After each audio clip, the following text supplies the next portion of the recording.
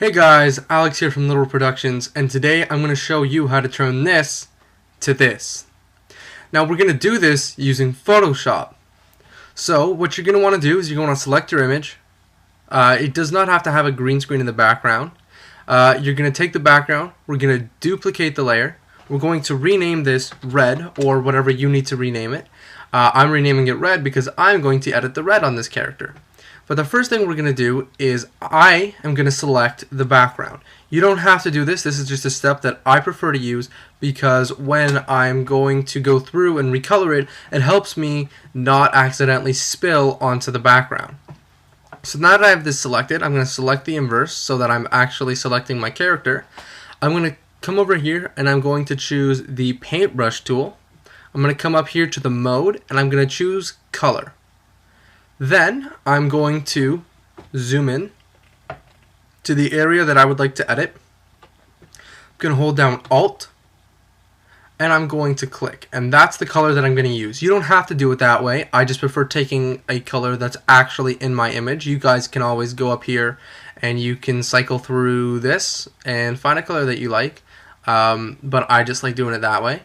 So then all you're going to do is, it's really simple. You're just going to paint. You're just going to paint over the image, paint where the red is, where you want to change the color. And as you can see, it's adding more of an actual red to this. There's no more green and orange tint. As you're looking at this and you're probably going, yeah, but you're kind of getting rid of some of your silvers and stuff. You're getting rid of some of the blacks in there.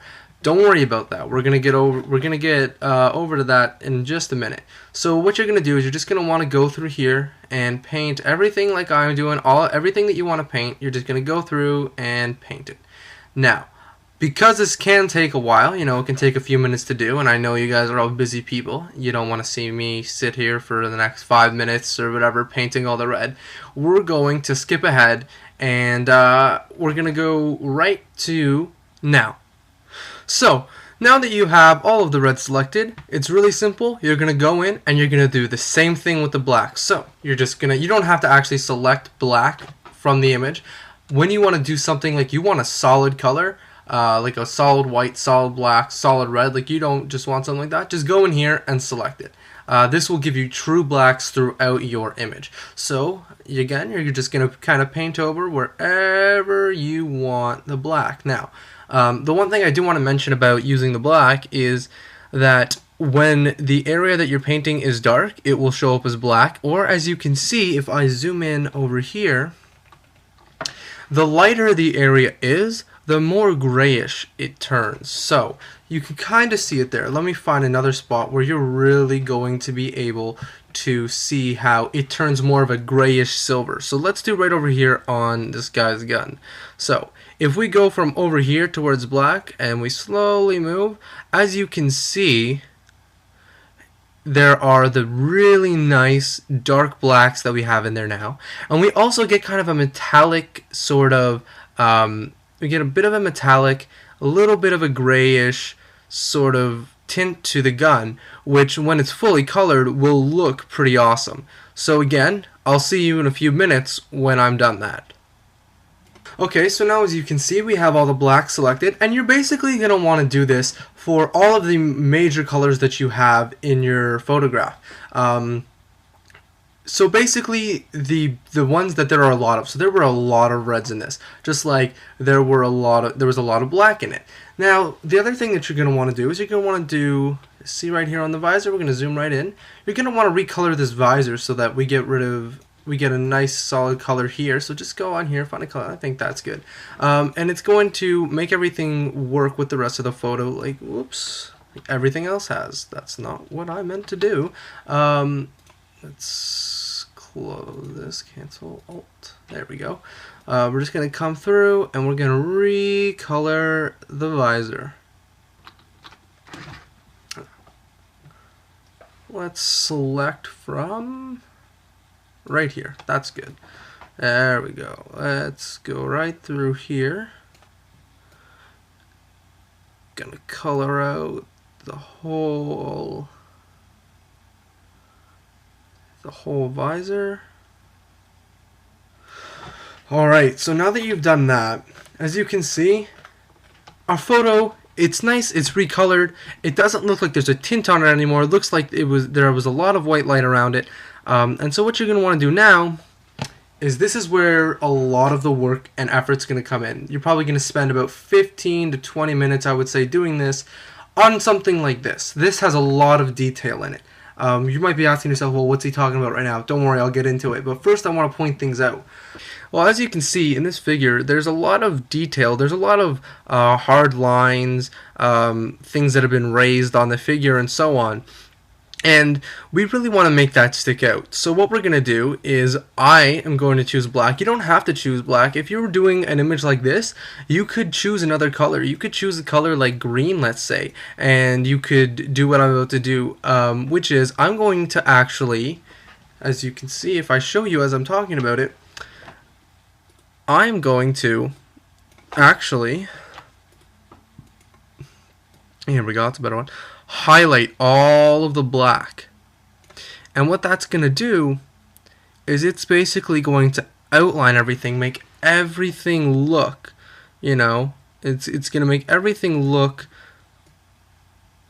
like it has a lot more depth to it. It has a lot more character and so on. So you're basically going to want to do this, and you're going to want to put these lines wherever you want emphasis. So if you want, like we can see on the helmet, if you want the helmet to look a lot more detailed, we're just going to go through here and we're going to just kind of outline stuff. Now, I'm not doing the amazing job that I should right now, mainly because I've already done this. And I'm just trying to show you guys what I mean when I'm talking about this. So, we're going to scroll down. So, like, this is an area here, so we probably want to outline this. So we're just going to go here, and basically where the outline of this raised part is on the helmet, just going to select the black all over there. Go here and around, and you're just going to want to do that. Basically, as you can see, the image just backed up. Everything, you can already see that it looks like there's more depth to it. Okay, and you're just going to want to do this wherever you see fit. Now, you don't only have to do this on lines.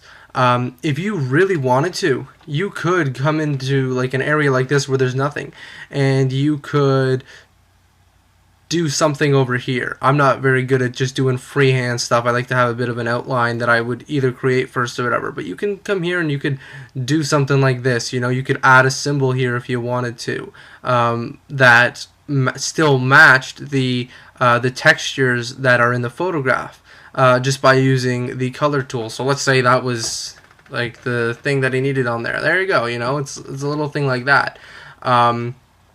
Now, when you're doing these lines, you might be looking at that and going, oh, I don't really like how, you know, it's a little bit, you know, it's bumpy and, you know, it's not perfect and this and that. So what I'm going to show you how to do is I'm going to come right down here to the arm, and I'm going to show you a little thing to do right on this line here. So let's say you kind of wanted it to be, you wanted a little bit more of a point to it, let's say, a bit more sharpness. What you could do is you could take the pen tool, select right here, just pull and drag. Again, nothing's going to happen right now because we don't have a full path yet. Just come to the other end over here.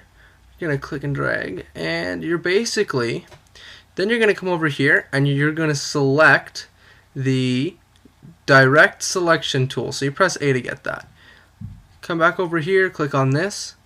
We're probably going to want to stretch this out a little bit because we're going to apply pressure to this. So let's just get it to pretty much match up the line. You know, it doesn't have to be perfect, but let's do our best to get it there. Alright, so that looks pretty good. Maybe move that there. Kind of turn that. That looks pretty good. That looks like it's following the line pretty well. So then what you're going to do is you're just going to right click. You're going to go to stroke path. You don't have to use brush, but that's what I'm going to use. So I'm going to use brush and simulate pressure. Now, you don't have to use, again, so let me actually explain what this is going to do. What this is going to do is this is going to create a line on the path that we've created using the brush tool. So whatever settings we have on the brush tool right now are what's going to show up there. So if we have a really large brush, it's going to make a really large line. If we have a really small brush, it's going to make a really small line. it's also going to refer to the color that we have over here. So right now it's black, so it's going to make a black line. Now you don't have to have simulate pressure, but I like simulate pressure because towards the ends and the actual like bends and crossings of a path, it will apply pressure, which is the actual brush size will get smaller. And it will eventually fade out. So let me show you exactly what I'm talking about right now. We're gonna simulate pressure and hit OK. Now, as you can see, if I go into my paths and I delete that path, there is now a line there, and it follows it a lot more, and it adds a bit of pressure to it, so it can help things jump out a little more. Now you can do that for the whole thing, all the details and stuff that you want it to do. As you can see, it still fits there, and really you're gonna have to spend some time doing this, and you might be going, man, that's a lot of time, I don't know if I want to do all that, but trust me, it will make your photos look so much better. Okay, so I'm gonna show you in the end exactly what mine looks like. In just a second, I'm gonna go through, I'm gonna finish doing all the detail on this, and then we're going to see exactly what it looks like. Alright guys? Alright guys, so as you can see, we have a lot more detail. I've gone through, I've added all the detail I want, like over here, especially in the helmet. I've made sure that I cleaned up any of the mistakes that I've made, any extra spill, and so on. So if I just zoom into the helmet here, you can kind of see the work that I've done.